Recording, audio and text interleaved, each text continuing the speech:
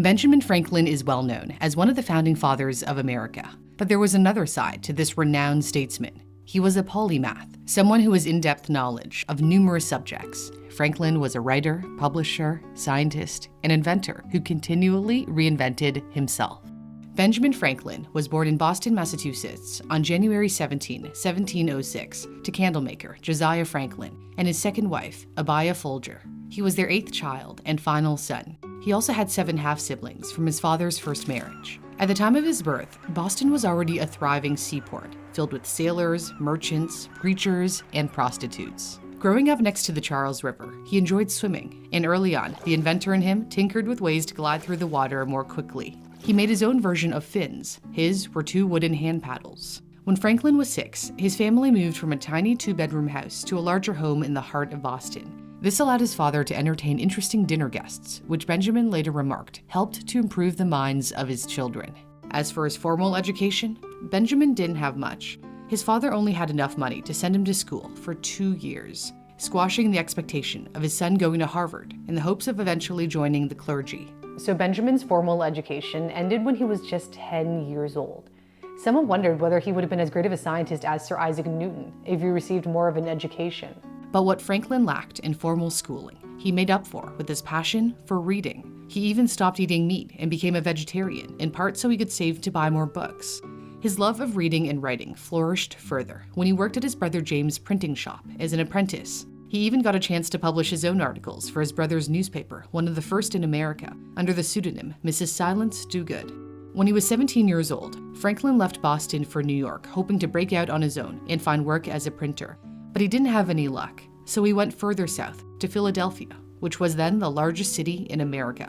He worked in several print shops around town, and later for a Philadelphia merchant. By that time, Benjamin was tall, muscular, comfortable with any company he kept, and very charming. He boarded at the Reed family home and fell in love with 15-year-old Deborah Reed. Deborah's mother refused to allow their marriage because he didn't have a penny to his name. He continued courting Deborah, and years later, they entered into a common-law marriage, and she ended up raising his illegitimate son William, whom he had with an unknown woman. Deborah and Benjamin had 2 other children, a son Francis, who died of smallpox at the age of 4, and a daughter named Sarah. Franklin spent his 20s helping to improve the community in Philadelphia.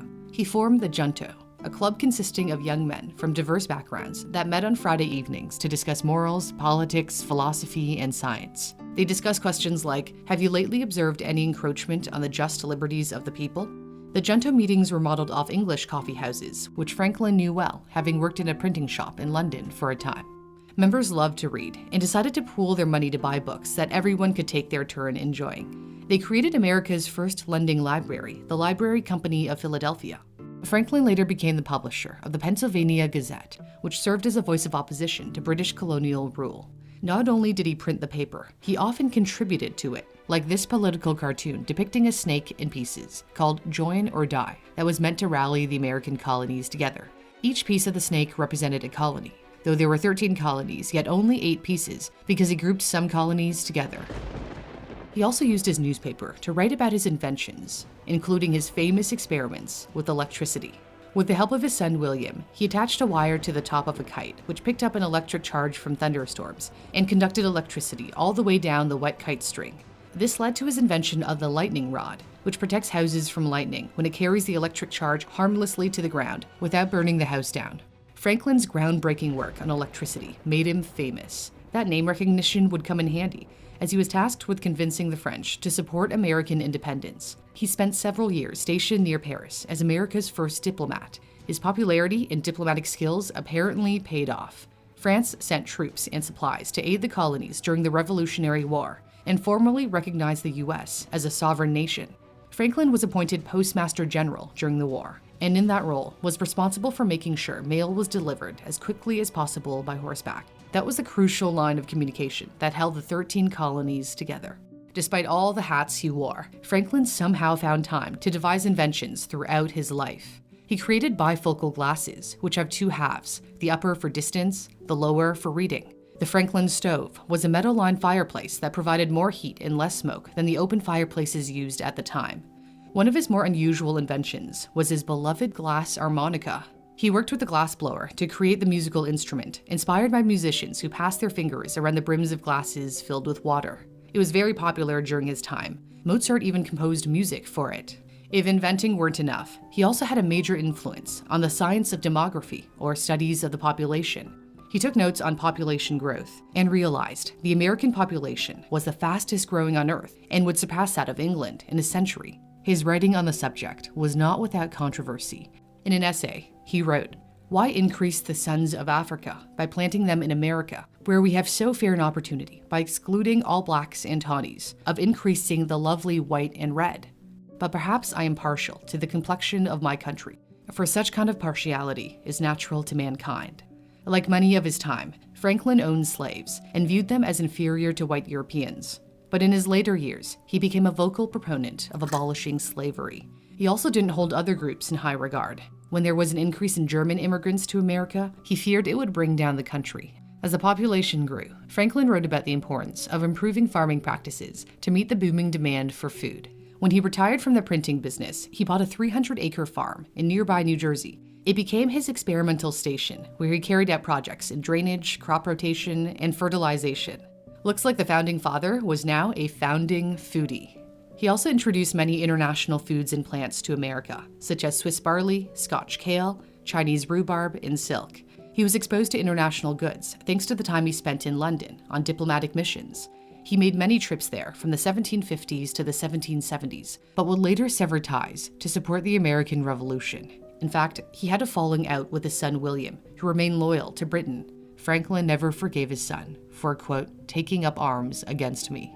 Franklin was part of a committee that drafted the Declaration of Independence, which explained why the 13 colonies regarded themselves as independent and no longer under British rule. He's the only person to sign all three major documents that established the United States as an independent nation: the Declaration of Independence, the Treaty of Paris, and the United States Constitution. After the Constitution was ratified in 1788, Franklin wrote to a scientist friend in France and gave us one of the most famous sayings: "Our new Constitution is now established. Everything seems to promise it will be durable. But in this world, nothing is certain except death and taxes." Throughout his middle and later years, Franklin was obese and suffered many health problems. He had a long history of lung disease and gout, a form of inflammatory arthritis that results in red and swollen joints. On April 17, 1790, Franklin died at his home in Philadelphia when an abscess in his lungs suddenly burst. He was 84 years old. It's estimated 20,000 people attended his funeral, nearly the entire population of Philadelphia at the time. Today, every year, tens of thousands of visitors toss pennies at Franklin's gravestone for good luck, and not to a famous saying attributed to him: "A penny saved is a penny earned," though apparently he never actually said this. He did once write, "Remember that time is money." Without a doubt, Benjamin Franklin used his time wisely. If you'd like to hone your skills just like Franklin did, and who knows, maybe become a polymath yourself, there's a great and interactive way to learn. Brilliant is an amazing tool for brushing up on your science, technology, engineering, and math skills. It almost doesn't feel like learning because you're having fun while solving interactive problems. Their everyday math course helps you see fractions, percentages, and geometry in a new light. My personal favorite is the logic course, which helps improve your critical thinking skills. If you ever get stuck, there are hints to help you out and explanations if you get the incorrect answer. There are no tests on Brilliant, and you can work at your own pace. To get started for free, visit brilliant.org/newsthink or click the link in my description or pinned comment. And the first 200 of you will get 20% off Brilliant's annual premium subscription, which unlocks all of the courses. Thanks for watching. For Newsthink, I'm Cindy Palm.